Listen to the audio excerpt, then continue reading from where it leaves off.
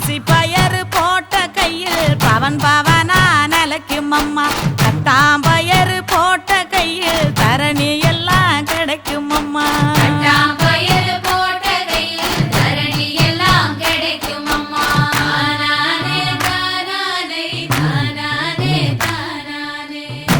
பயறு போட்ட கையில் ஒச்சி பினி ஒழியும் அம்மா முழப்பாரி சுமந்த கையில்